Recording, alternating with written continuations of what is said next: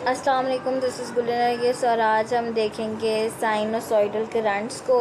ये low voltage मिली एम्पेरेज के currents होते हैं और इनकी फ्रीक्वेंसी रेंज करती है 50 to 1000 ऑसिलेशंस पर सेकंड पे। उसके बाद ये करंट जो है इंक्रीज़ करते हैं gradually from the zero point until it reach the negative level equal to the positive rise, and from negative point it returns to the zero again to complete one cycle. और उसके बाद इनका main action जो है वो muscle contraction में देखने को मिलता है।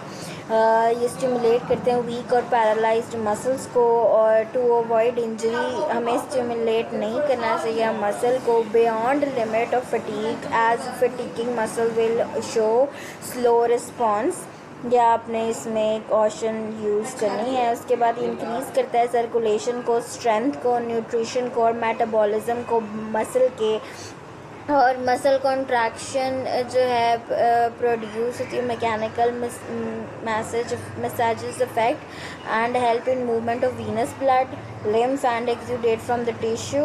और इसके डिफरेंट फिजियोथेरेपिकल एस्पेक्ट्स हैं जो कि हेल्पफुल कर है हमारे लिए ट्रीटमेंट में सीनियर सिटीजन्स में।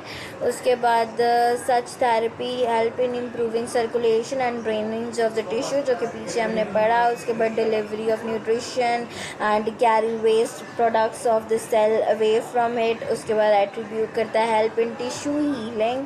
देन है हमारे पास पेन रिलीफ में, मसल स्पास में रिलैक्स करता है पेशेंट को, और इन्हांस करता है कायरोप्रैक्टिक केयर पेशेंट की। ठीक है, फिजियोलॉजिकल इफेक्ट्स देख लेंगे हम।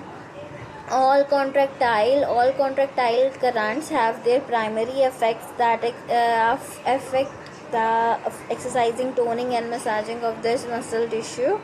और इसमें आगे हम देख लेते हैं कि डिटॉक्सिफिकेशन, हाइपरइमिया एंड हाइपरलिम्फीमिया, और स्ट्रेचिंग ऑफ फिब्रोटिक टिश्यू और एडहेजन्स को ट्रीट करने के लिए यूज़ करते हैं। साइनोसॉइडल करंट जो है वो स्टिमुलेट करता है टिश्यू सेल्स को with in the bipolar path, or recurrent hydrogen and hydroxyl concentration takes place at every interruption that stimulates with the neuromuscular response। इसके बाद individual current selection has following parameter characteristics के slow sinusoidal जो है वो too slow to cause significant muscle contraction, और smooth और more stimulate करता है, ज़्यादा स्टिमुलेट कर पाता है स्मूथ मसल को। कि स्लो अगर प्रोवाइड करेंगे तो स्केलेटन मसल्स की कॉन्ट्रैक्शन कम होगी पर स्मूथ मसल्स की ज़्यादा होगी। मॉडरेट साइनोसॉइडल जो है वो ग्रेजुअल कॉन्ट्रैक्शंस और रिलैक्सेशन करता है स्केलेटन मसल की। रैपिड और पल्सेटिंग साइनोसॉइडल जो है वो एडवांटेजेस है हमारे पास पर्टिकुलर रिएक्शंस ऑफ डिजेनरेशन में, और एप्लीकेबल है for treating lower motor neuron lesions को। उसके बाद सस्टेन्ड एंड कॉन्स्टेंट साइनोसॉइडल ये मेंटेन करता है मसल कॉन्ट्रैक्शन को, और इट इफ़ कॉन्टीन्यूड तो फटीग भी कॉज कर सकता है और इंड्यूस कराता है मसल रिलैक्सेशन को।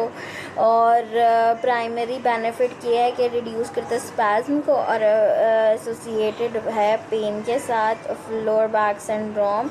इसकी कॉन्ट्रा इंडिकेशंस में हम देख लेंगे पेसमेकर जिनमें लगा हो, जिनको हार्ट का इशू हो, उसके बाद जिनमें रीसेंट या नॉन यूनियन फ्रैक्चर साइट हो, उनमें नहीं प्रोवाइड करेंगे हम ओवर द स्कार टिश्यू और न्यू स्किन भी नहीं प्रोवाइड करेंगे। उसके बाद कंडीशंस जैसे कि हेमोरेजिक है पेशेंट तो नहीं अप्लाई होगा, और pathologic processes near an absence. फिर ये हो गया हमारे पास जनरल रूल्स। इसके एप्लीकेशन के देख लेते हैं कि एप्लीकेशन से पहले हमने प्रोसीजर पेशेंट को एक्सप्लेन करना है, डेमोस्ट्रेट करना है procedure on yourself, and then check the areas to treat, और चेक करनी है स्किन से इंसिशन को, रिमूव करने हैं सारे मेटल्स। और common procedure is to soak the electrode and gauze in warm water before use. Some salt add to the water will help to break down skin resistance. Preheating the area with an infrared lamp or with the hot pack जो है वो increase करेगा skin resistance को. उसके बाद allow the machine to warm up और maintain करना certain connections.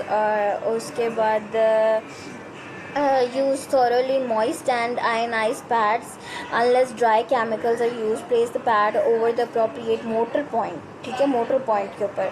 और देन हमारे पास अवॉइड करना है प्लेसिंग पैड की बोनी प्रोमिनेंस पे ऊपर. और पैड्स जो हैं वो फर्मली अटैच होने चाहिए स्किन के साथ, even in place and secured by appropriate weight और स्ट्रैप्स.